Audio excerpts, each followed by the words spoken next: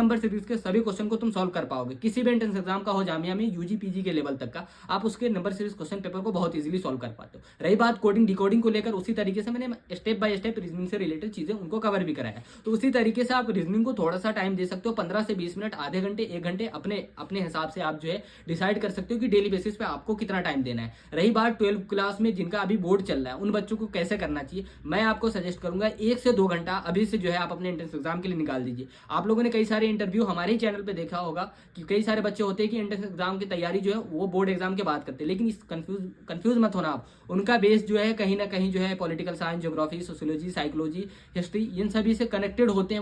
वो एनसीईआरटी को बहुत अच्छे से फोकस कर रहे होते हैं। तब जाके क्या होता है कि वो करंट अफेयर को 1 महीने में, 2 महीने में कवर कर लेते हैं और उससे अपने जीके जीएस उनके लिए जो है रिलेट करना ईजी होता है। तो आप इस चक्कर में मत पड़ना कि आप भी रिलेट कर लोगे और आप जो है उसी हिसाब से तैयारी कर लोगे। नहीं, आपका रिदम जो है उस हिसाब से नहीं बना हुआ है। तो आप अपने फ्लो को मेंटेन करो। बोर्ड एग्जाम के लिए सही 1 से 2 घंटा जो है आप अपने history, geography, sociology, psychology, etc, इन सभी को कवर कर सकते हो। करंट अफेयर को बेस बनाओ, उस बेस के बेसिस पे जो है आप अपना जीके जीएस का जो है टॉपिक वाइज तैयारी कर सकते हो। अब रही बात कि करंट अफेयर में क्या फोकस करना चाहिए, सभी बच्चे क्या करते हैं कि डेली करंट अफेयर कर रहे हैं, उसमें सभी के सभी करंट अफेयर को करते चले जाते हैं। नहीं, बिल्कुल ऐसा नहीं करना है। आप अपने एंट्रेंस एग्जाम के डिमांड को समझिए। अगर आप अपने एंट्रेंस एग्जाम के डिमांड को नहीं समझते तो फिर वही होगा कि आप एंट्रेंस एग्जाम के डिमांड को फुलफिल नहीं करते। अगर आप फुलफिल नहीं करते तो एंट्रेंस एग्जाम करेक्ट नहीं होगा आपका और जामिया का पार्ट आप बन नहीं सकते। इसलिए मैं बच्चों को सजेस्ट करता हूँ कि क्या नहीं पढ़ना है, सबसे ज्यादा इस पे फोकस होना चाहिए। और क्या नहीं पढ़ना है इसका डिसीजन कौन ले सकता है, आप और हम। कैसे ले सकते हैं, पीवाईक्यूज है हमारे पास में। पीवाईक्यूज को कैसे करना पड़ेगा, पीवाईक्यूज उठाने हमें कम से कम 5 से 10 सालों का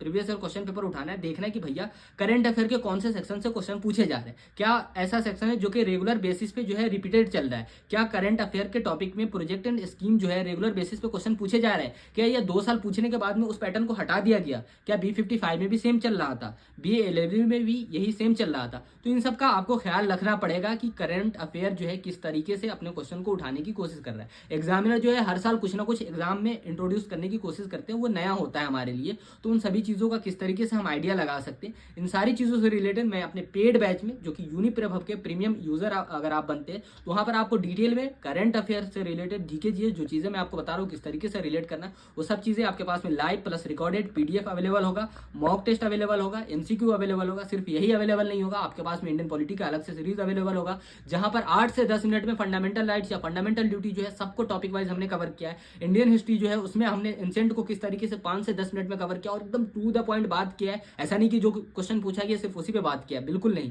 जो क्वेश्चन पूछे जा सकते हैं बेसिकली उस पर भी हमने बात किया है। तो ये तरीका होता है बेसिकली एंट्रेंस एग्जाम प्रिपरेशन को लेकर। सबसे पहले आपको पीवाईक्यूज उठाना है। मेरे नंबर 9891460883 पर कॉन्टेक्ट कर सकते हैं और साथ ही साथ हमारे प्रीमियम यूजर बन सकते हैं, जहां पर